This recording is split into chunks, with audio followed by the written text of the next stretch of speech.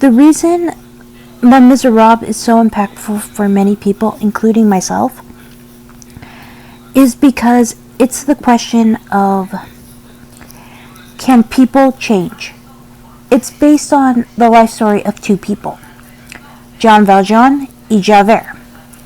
Jean Valjean is, yes, the affirmative. In the affirmative that people can change. Javert, on the other hand, is the dissenting view, saying, no, people cannot change. And you could kind of see it from both their perspectives. Jean Valjean says, yes, if you get taught the way to do it, if you get shown how to do it. In Jean Valjean's perspective, you see him being shown by the priest, by Fantine, by Cosette, by Marius, the son-in-law, the husband of Cosette. While Javert says no, because he didn't have any support system. He didn't have anyone to support him. He was essentially on his own. And in one of the songs he says, I was in the gutter too. So it actually makes sense that he was actually on the streets by himself, abandoned. While Valjean had that support system from the priest who gave him the silver and actually saved him from going to jail. Like, even though Valjean robbed him, he said that, oh, I gave it to him, oh, but he forgot this silver as well, but he told him to rather use it to become an honest man and saved him from going back to jail, essentially. And Javert is basically saying, no, this city is full of sinners, thieves, prostitutes, and that's his perspective, because he had to basically fight on his own to get to the top, get to being a soldier and policeman. And it is showing that outlook of having to fight on your own does actually make you have that cynical view of people, while getting the help gives you a more of that there is struggle. It is difficult to change, but it gives you a more positive look to change because you already have those role models. I can see both sides. I could see Javert's point of view in that humanity is abusive, because in my own personal view, I actually trusted a teacher, and I got screwed in the end. I actually got treated very poorly. So I could see his point of view, that you have to be careful on who to trust. Well, I also see Jean Valjean's point that you do need to open yourself up a little bit. You have to open yourself up to the chance of trusting people. And I see his point too, because due to his opening up to love and trust, he got that in return. He got that in the form of Cosette and his new son-in-law, Marius. And you could kind of see their point of views. And even him learning, Valjean learning that it actually made him want to stand up against the negative side of perspective, in that he saw that an innocent man was going to go to jail, and he said, no, I am that person, and is willing to repent for his mistakes.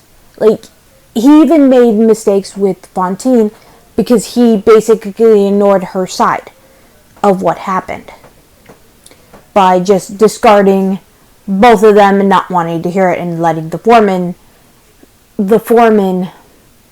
take over. And the foreman was basically doing sexual harassment, and she was just trying to, I'm not interested, but they didn't have that sexual harassment protection at that time, unfortunately.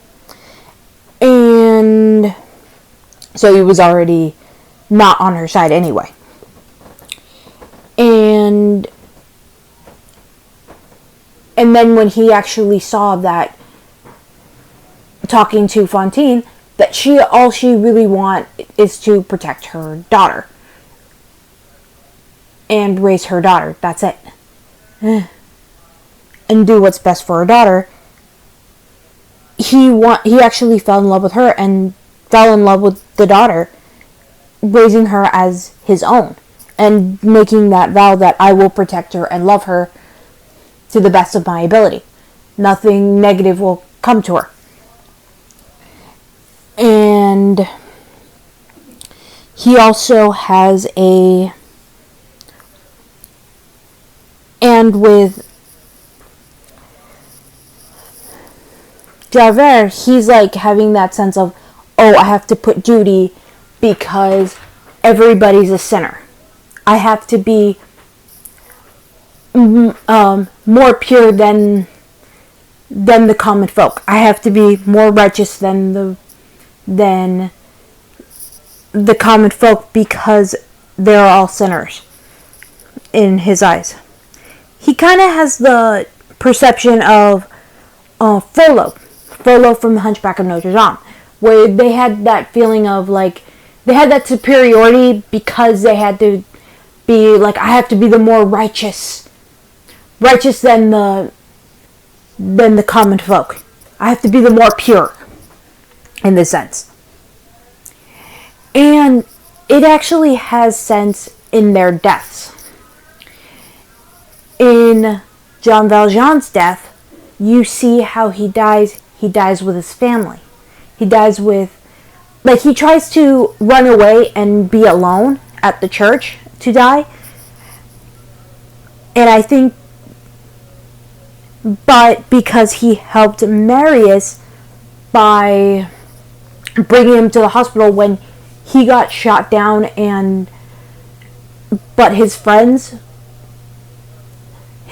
died while he lived because the dad, Jean Valjean, carried Marius, the son-in-law and the husband of Cosette, to the hospital. And he was his angel because he took him to the hospital because he knew he was dying as well from his injuries. And Cosette was there because that's her papa. It's who loved her, who raised her. And you also see at the end Fantine as a spirit taking him, and the priests were taking him to the afterlife, the underworld, essentially. But she was like an angel, in angel form, and she was happy to see that you fulfilled your promise. You fulfilled your promise to me of raising my daughter, and you raised my daughter well. And he says, she taught me a lot more about love. I didn't do very much. But she just smiled, and you did enough. Like, giving the idea of, like, you did enough. Go rest. Rest. It's time to rest. But Javert has the most saddening kind of death. That even in the hospital, we don't like that kind of death. Dying alone. When he commits suicide, he's alone. He's alone, questioning, is Jean Valjean a sinner? He could have killed me. He had every opportunity to kill me and every reason to. For what I did when he was imprisoned and up until that point. But instead, he just forgave him and let him go. And said, like, I'm just being human. You're human. I'm human. We're just being human. I don't want to kill you. Go. I'll make it look like I shot you, but get out of here. Get out of here. And he lets him live, and he's like questioning, is he an angel or a demon? What the hell? And as he sings that song, it's actually pretty saddening. The sense of loneliness. Like, he's seeing the rationale, but he also has a sense of loneliness. And in his death, he's alone, and he dies alone. That's what makes it painful. Thank you. Bye.